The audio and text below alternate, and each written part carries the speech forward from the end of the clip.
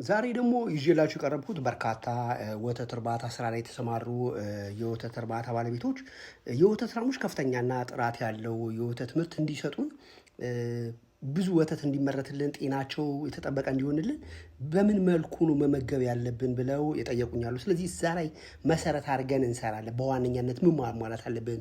ለምሳሌ እነዚህ የሆልስቲን ፍሪጂያን ናቸው። የሆልስቲን ፍሪጂያኖች እንደምታውቁት የወተት ምርት ላይ ያሉ ከወለዱ በኋላ ሰውነታቸው ትሪያንግል ቅርጽ ነው፣ ከሳ ያለ ነው እንጂ በጣም መወፈር የለባቸውም። ብዙዎቹ እስኪወፍሩ ይጠብቃሉ። ለምሳሌ ችን የወተት ላም እናያት፣ ወደ 26 ሊትር በቀን ትታለባለች።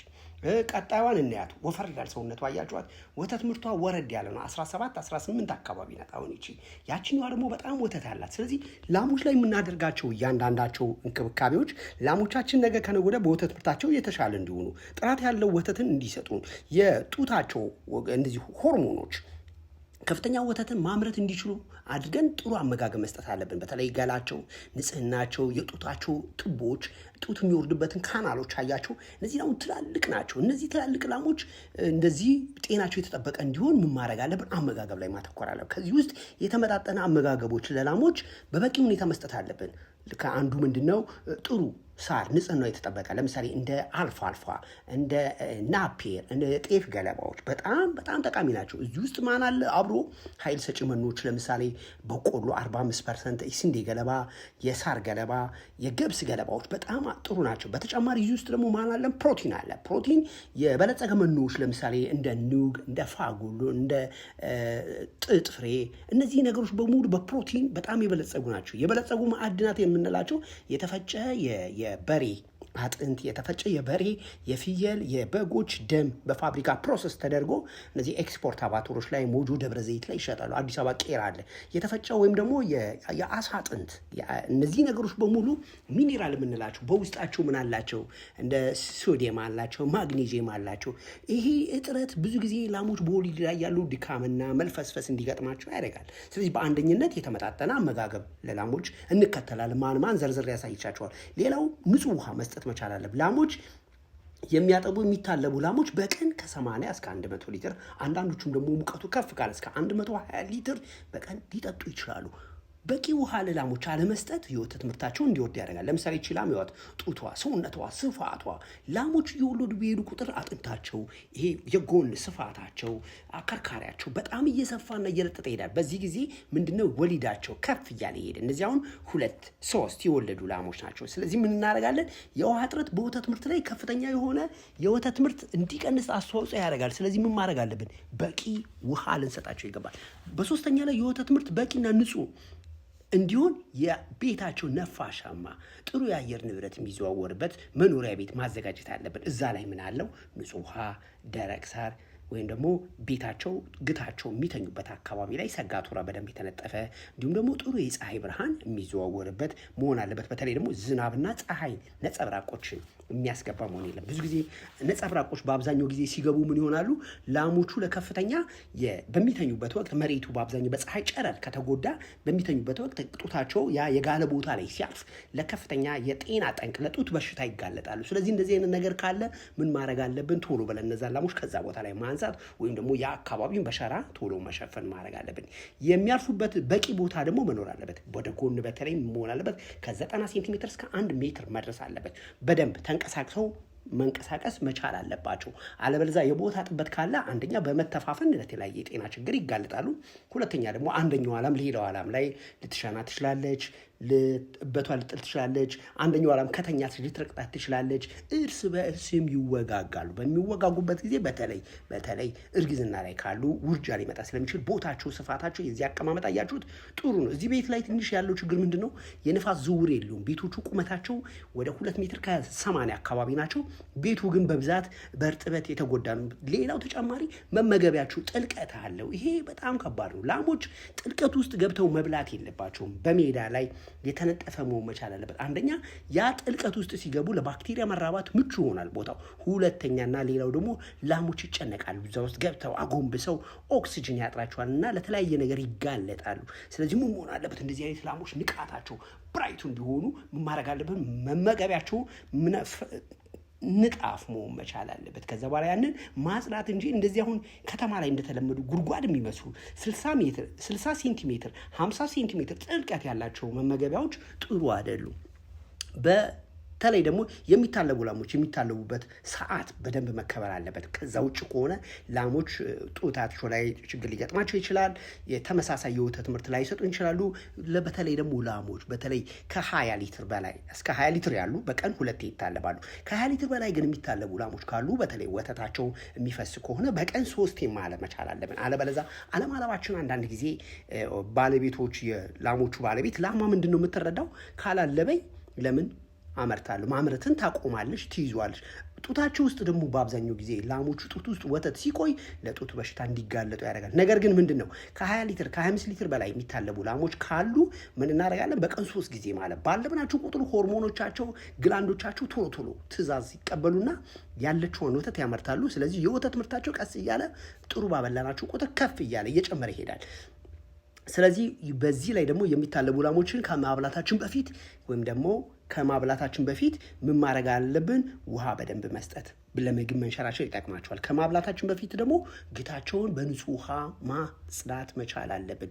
ላሞች የጤና አጠባበቅ የምናያለን። ላሞች በየወቅቱ የውስጥ ጥገኛ ማስወገጃ ትላትሎች፣ የጨጓራ፣ የአንጀት፣ የጉበት የተለያዩ የትላትል ማስወገጃ መድኃኒቶችን መውሰድ መቻል አለብን። በተለይ ላሞች በሚታለቡበት ወቅት በአብዛኞቹ ለጡት በሽታ ይጋለጣሉ፣ ለካልሽየም በሽታ ይጋለጣሉ። ይሄ በሽታ እንዳይከሰት ምን ማድረግ አለብን? ጥንቃቄ ማድረግ መቻል አለብን። ጥሩ ላሞች ወቅቱን የጠበቀ ዘር ይሰጣቸው። በተለይ ላሞች ከወለዱ እስከ 90 ቀናት ባለው ጊዜ ውስጥ ዘር መሰጠት መቻል አለባቸው። ዘር ግን ስንሰጣቸው ዝም ብለን ያገኘነውን ዘር ሳይሆን ወይም ደግሞ በአካባቢ ኮርማ ማስጠቃት ሳይሆን ዘር ስንሰጥ ተጠንቅቀን ሰክሰስ ዘሮች ኤክሰለንት ዘሮችን መስጠት አለ። በአብዛኛው ጊዜ የተለመዱ በኮርማ የሚጠቁ ከሆነ ላሞች ለአባላዘር ችግር እንዲሁም ደግሞ ከማህፀን ለሚወጡ የመግል መሰሎችና ሽታ ላላቸው ለኢንፌክሽን ይጋለጣሉ። ስለዚህ በኮርማ ማስጠቃት ኮርማዎቹ በብዛት በተለይ በተለያዩ ላሞች ላይ ማጥቃትን የሚፈጽሙ ከሆነ እንደ ቲቢ፣ እንደ ብሩሴሎሲስ ሌሎችን በሽታዎችን በቀላሉ ያስተላልፋሉ።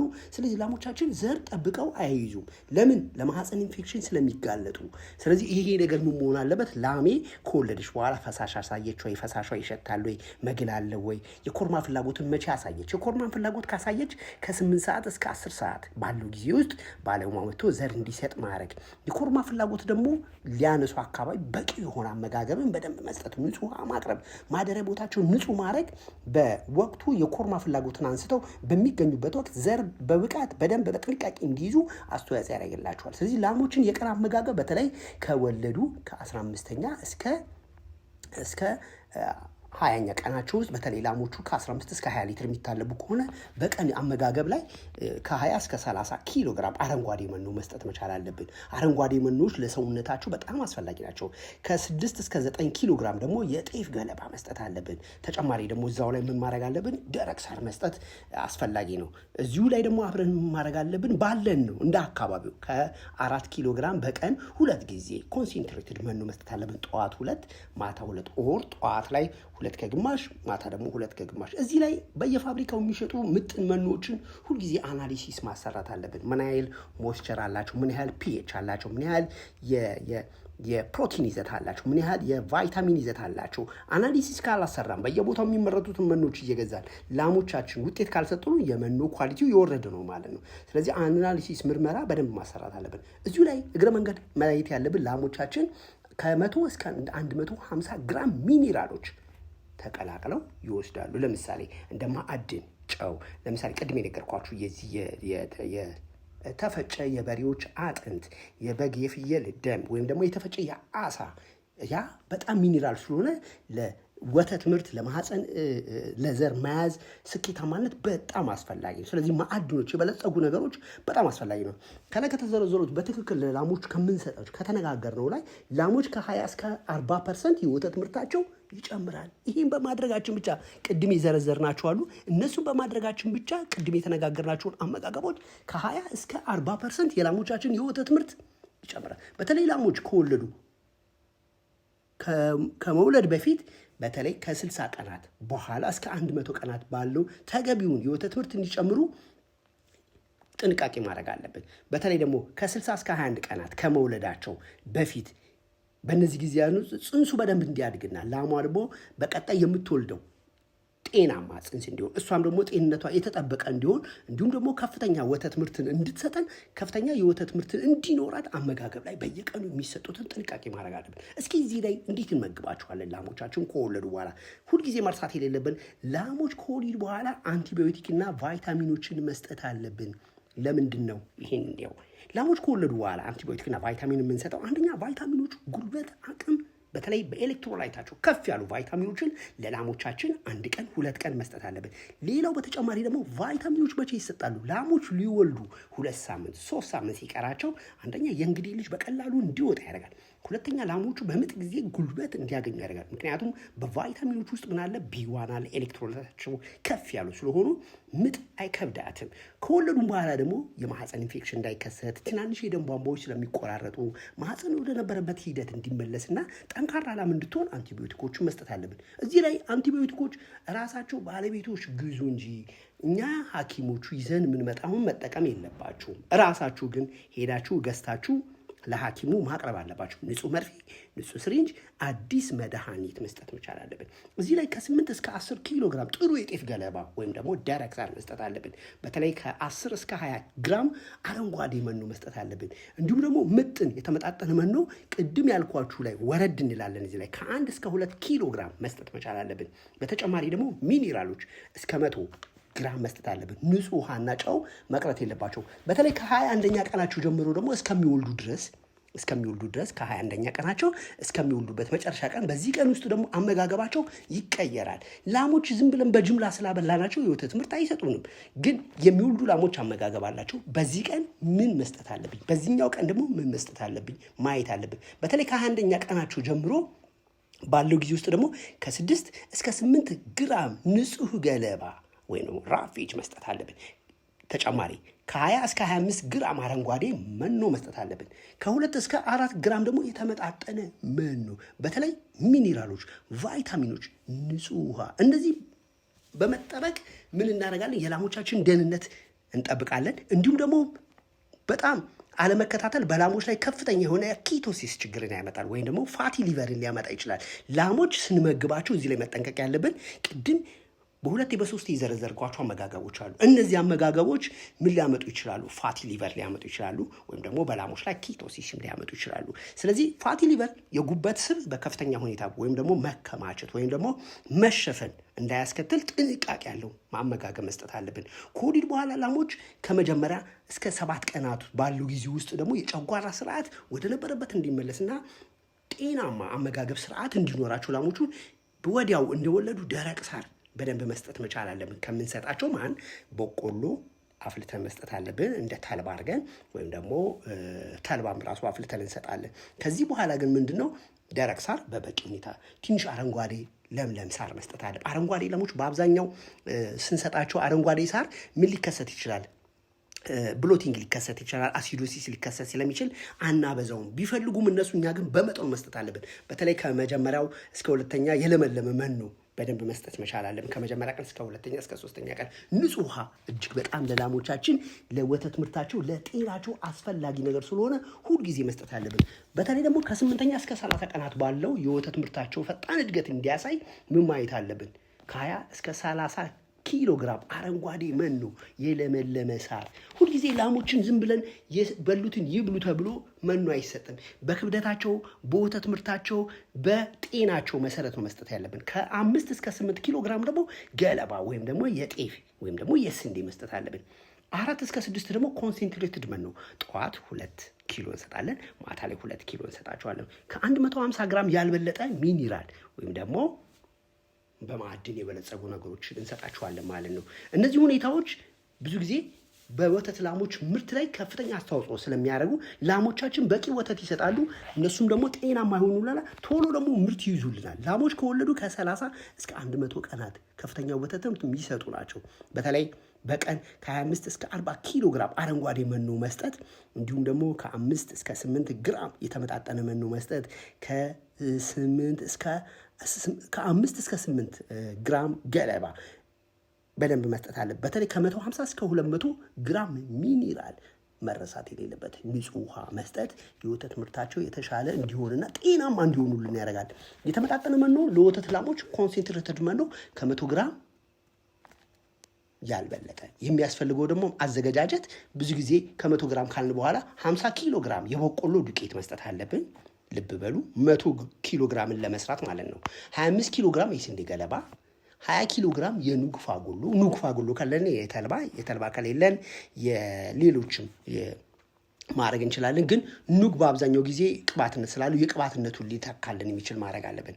ከ3 ኪሎ ግራም ደግሞ ሚኒራል ቅልቅሎች የተፈጨ አጥንት የተፈጨ ደም ከጨው ጋር ቀላቅለን መስጠት መቻል አለብን። የምናረባቸው ላሞች ሁልጊዜ በስራችን ውጤታማ እንዲሆኑልን መርሳት የሌለብን ጨው፣ የሚላስ ጨው ወይም ደግሞ የተፈጨ ጨው መስጠት አለብን ማለት ነው። ብዙ ጊዜ የወተት ላሞች እርባታ ላይ ከፍተኛ የተለያዩ ችግሮች ይከሰታሉ። ግን ጤንነታቸው የተሻለ እንዲሆኑልን፣ እንቡሳዎቻቸው የተሻሉ እንዲሆኑልን፣ የሚወሏቸው እንቡሳዎች ደግሞ ጤናማ ከሆኑልን ነገ ከነገ ወዲያ እነሱ ጊደሮች ስለሚሆኑ በዚህ በወተት ምርት ላይ የተሻለና ውጤታማ እንድንሆን ምን ያስፈልገናል ማለት ነው? የሐኪሞች ክትትል። ሕክምና እጅግ በጣም በወተት እርባታ ስራ ላይ አስፈላጊ ነው። አመጋገብ፣ ንጽህና፣ ማደሪያ ቤት በጣም አስፈላጊ ነው። እንዲሁም ደግሞ የውስጥ ጥገኛ ማስወገጃ መድኃኒቶች። እነዚህ ነገሮች ካደረግን እርባታችሁን ውጤታማ ይሆናል። ዶክተር አዩ ነኝ፣ እንስሳት ሐኪም። ፕሮግራሙ ይጠቅማል ካላችሁ ላይክ፣ ሼር አድርጉ። በሚቀጥለው 4 ቀን የምንሰጠው ስለ ወተት ላሞች እርባታና ክትትል ስልጠና ስላለ መታችሁ ሰልጥኑ። አመሰግናለሁ።